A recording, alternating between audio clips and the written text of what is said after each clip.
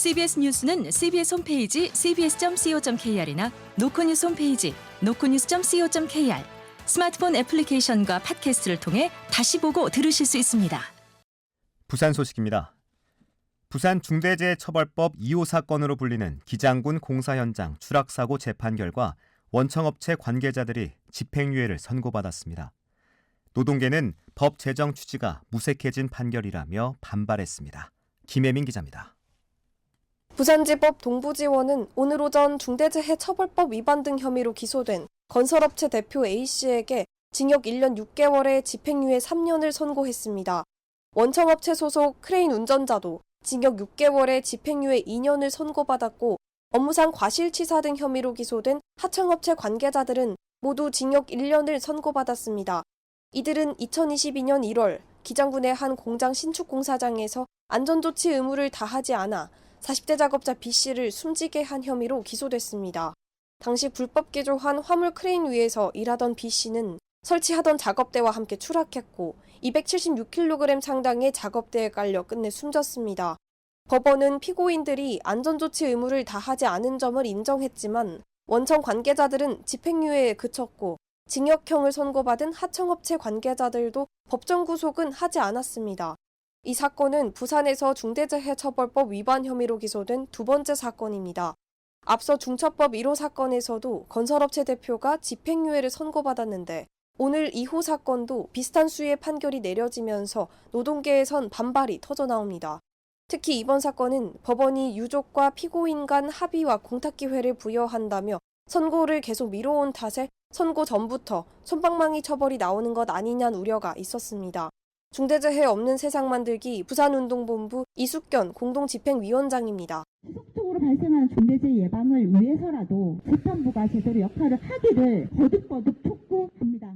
법 제정 취지에 맞게 노동자가 일하다 숨지는 일이 발생하지 않도록 사법부가 엄정한 처벌을 할 필요가 있다는 목소리는 점점 커질 전망입니다. CBS 뉴스 김혜민입니다.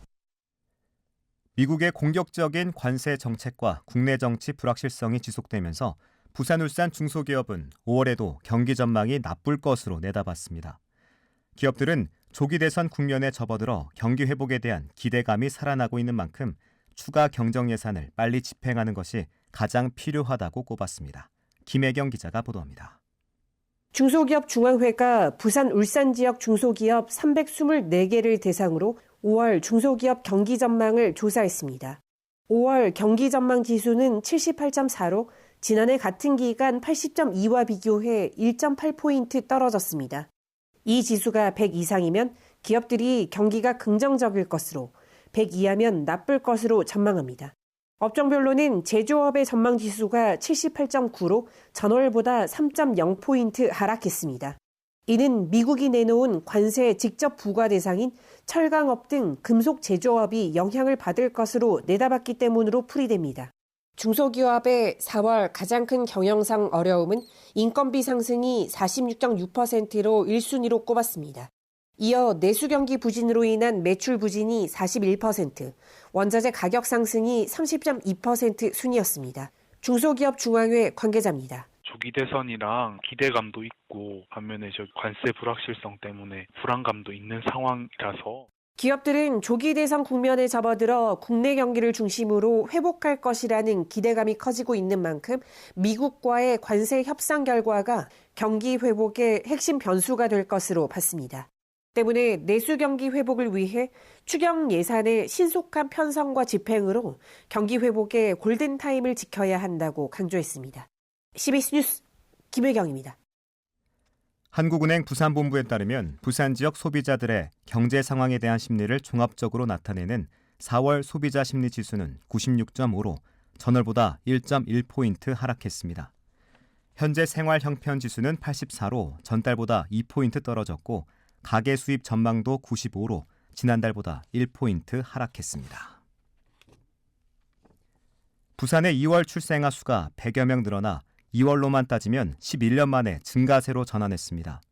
통계청의 인구 동향에 따르면 2월의 부산의 출생아 수는 1,144명으로 지난해 같은 기간과 비교해 104명 늘었습니다. 월별 출생아는 작년 7월부터 8개월째 증가세가 계속되고 있고, 2월 기준으로 출생아 수가 전년보다 늘어난 것은 2014년 이후 11년 만입니다. 부산지법 형사 5부는 생후 18개월 된 아들 B군을 상습적으로 방치해 숨지게 한 혐의로 기소된 20대 친모 A씨에게 징역 15년의 중형을 선고했습니다. A씨는 출생신고조차 하지 않은 채 B군의 몸무게가 5kg 미만이 될 때까지 방임하다 지난해 10월 15일 부산 해운대구의 한 아파트에서 결국 숨지게 한 혐의로 재판에 넘겨졌습니다. 재판부는 피고인이 아이를 양육하기 어려운 형편이 있었던 점은 인정하지만 아동을 살해해 엄히 처벌받아야 한다고 판시했습니다. 부산 사상경찰서는 집주인을 흉기로 협박한 혐의로 50대 남성 A씨에 대한 구속영장을 신청했습니다. A씨는 어젯밤 9시쯤 부산 사상구 덕포동에 위치한 자택에서 70대 집주인과 이사 관련 대화를 나누다 흉기를 들고 협박한 혐의를 받습니다. A씨는 현재 범행을 부인하고 있으며 경찰은 당시 A씨가 집주인이 이사를 재촉한다고 느껴 분노해 범행을 저지른 것으로 보고 정확한 사건 경위를 조사하고 있습니다. 부산지법 엄성환 영장전담 부장판사는 수십억 원대 대금 유예수 사건과 관련해 수사를 받아온 박극재 전 부산공동어시장 대표이사를 상대로 구속 전 피의자 신문을 진행하고 있습니다.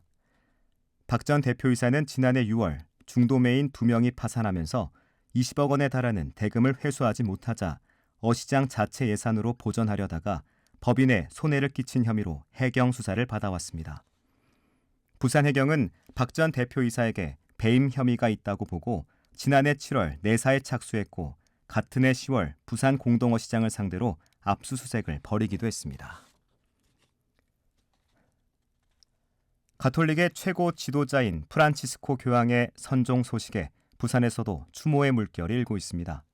천주교 부산교구는 시민 누구나 교황을 조문할 수 있도록 오늘부터 사흘간 부산의 주 교자인 남천성당과 중앙성당 등의 분향소를 운영합니다.